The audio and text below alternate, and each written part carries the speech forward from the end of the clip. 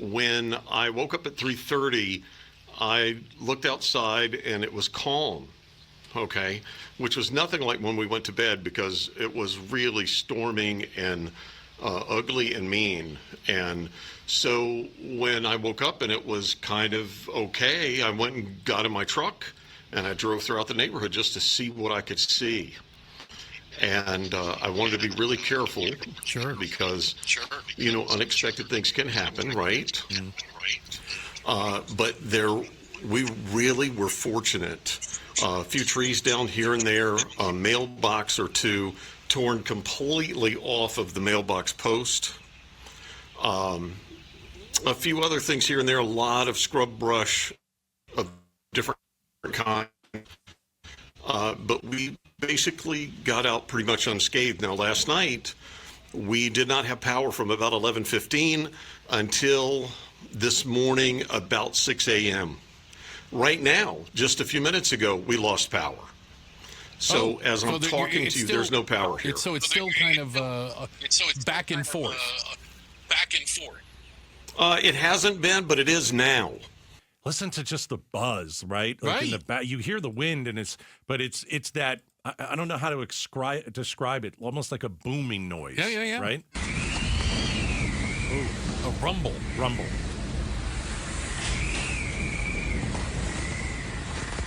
All right, Loyd Ford, he's back on the phone with us. Fort Myers, he's Bruce's buddy. Did you get any sleep last night, Loyd? Not really. I can't really think so. Fair. I can't really, but I wasn't afraid. I will tell you that what you heard, that piece you just heard, that actually was a video. You just can't see anything because it's dark. Yeah, it was pitch black. Yeah, and that was some of the least violent of what was going on. Really? So I mean, you almost feel like, it's this.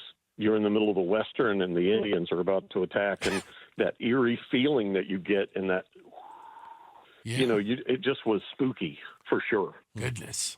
Did you have an blank moment, like during the night or when it started, or, you second guessed yourself for staying?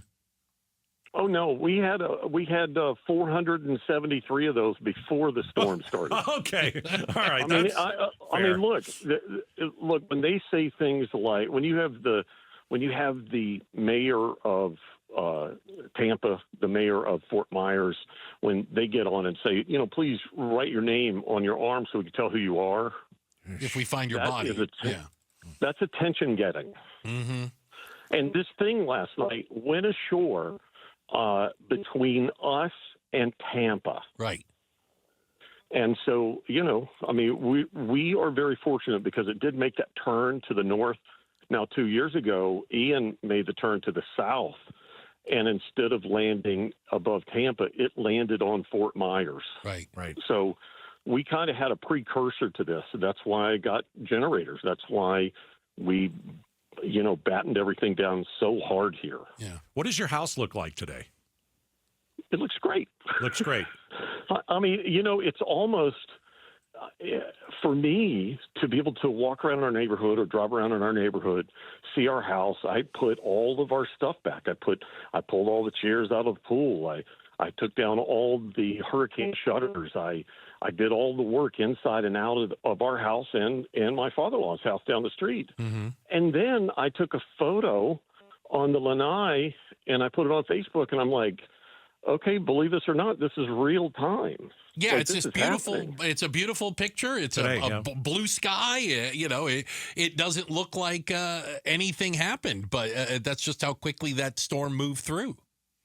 And right now, it looks like absolute, unbelievable paradise. It's crazy. You would never guess that a hurricane went through here. Now, to be fair, the people on the barrier islands, the people in Fort Myers Beach, please, bad. Yeah. So there's lots of bad. How bad? How bad? Well, Fort Myers Beach was destroyed with Ian, and it takes an incredible long time to put these things back together. They're still not back together. And then, of course, this hits. And some of it's really bad. I mean, they had this afternoon on the news, you saw because of the tornadoes, you literally saw a 2,000-pound garbage. What do you call those big canisters? Big garbage bin. Yeah, landed and put inside someone's roof. Oh goodness! Oh gosh! And get this, a dumpster. the person, Oh, yeah, God. dumpster. That's right. Now get this, A dumpster. Yeah, the dumpster. Oh my 2,000 pounds. Okay, and it's just hanging there like somebody put a shoebox on top of the house. That's incredible. They had lived in that house for 6 days. Oh, for goodness sakes! Oh yeah, and the house is destroyed. We're talking to my buddy Loyd, who survived Milton, and you had us all on the edge of our seats for the last couple of days as we were riding it out with you here from the heat of Arizona. I do have a question though. Yes. Are the tornadoes that you just mentioned and that we saw some dramatic pictures of? It seems like the tornadoes did as much or more damage than the hurricane. Is that normal? Tornadoes are very bad episodic events, and you do not want to be in front of them. I grew up in the Deep South, and I have been in a hurricane within a half a mile or less. It is literally like a large freight train running through the center of your living room. Yeah, the sound of a tornado is something you won't ever forget. I've heard them as well, and when people say it sounds like a freight train, you're like, come on, and then all of a sudden you're there. I go, that sounds like a freight train. I've seen Twister. Well, and look, here's the thing. Yes, I have a friend of mine who says this all the time. He's actually my mentor. He says, life is fluid and dynamic. Every moment informs the next. Mm-hmm. One of my favorite things to say to people to kind of center them is to say, everybody knows they're going to die. Nobody thinks it's going to happen in their lifetime. Sure. Solid argument, right? These are the things to think about when they say hurricane is coming or there is a tornado on the ground. And we were having probably every 3 minutes at one point a hurricane warning go off on our phones. So imagine there's 3 of us sitting in the living room. A tornado warning? Going off. Sorry? A hurricane or a tornado warning? Tornado. Got it. Tornado. So every 3 minutes, boom, boom, boom. And it got pretty nerve-wracking for a minute. Would you stay the next time something like this on par with Milton? Would you stay? Here's what you do, okay? Here's what I do. All right. We listen to the state of Florida. I cannot underscore how amazing they look. I mean, the governor gets on TV and says, look, I'm just to let you know, we have 19 staging areas with first responders and with power trucks. Mm-hmm. We are not waiting for this storm to arrive. He'll say this before. So they've got staging grounds and all this. Here's what I'll tell you about do we stay or do we go? Here's what determines that. Okay. We are in evacuation zone D. Okay. Now, if they mandatorily called for that here, I'm gone. Here's the problem with where we live. I think we talked about this for a minute yesterday. We are way, way, way, way, way far south. There are 2 ways out of the state of Florida. 2. I-75, which is on our side, West Coast, and I-95 on the East Coast. Now, let's just isolate and say, Tampa. They're telling people that Tampa Bay is going to be destroyed. Where do you think those millions of people are going? Yeah. I-75. Right. Okay.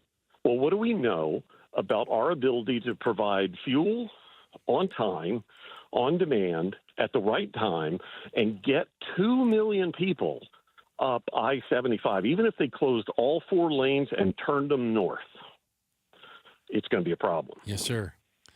Well, I got to tell you. It's challenging. Please. Yeah. Loyd, we are so glad that you are okay, and from a personal standpoint, and you didn't lose your home, for goodness sakes, which is huge. So, listen. Let me say this to you. Yeah. There are so many businesses down near and on the beach. All these restaurants. It takes your breath away how much they go through. And right now, Okay, some of them have been completely destroyed again. They have So to they keep rebuild rebuilding. like a biblical plague, right? Yeah. Loyd, thank you very much. Thanks, Loyd. You've been Thank you. you've been our man on the ground there, and we're so glad everything's well. And listen, let's not have any more of these hurricanes in Yes. Fort Myers. Let's. okay? Well, we hope not to talk to you for a while. I don't How's want to that? talk to you. Hey, you guys are so powerful. Make it happen. Sir, yes, sir. Thank you so much. All right, that's Loyd from. This is what he went through. This is him That's inside. inside the house, by the way. And this, he said, not even the worst part. You're sitting in your living room, and that's what it sounds like? That's my goodness. Terrifying. All right. Thanks for watching Outspoken with Bruce and Gaydos. Tap to watch more from KTAR News and click the button in the middle to subscribe.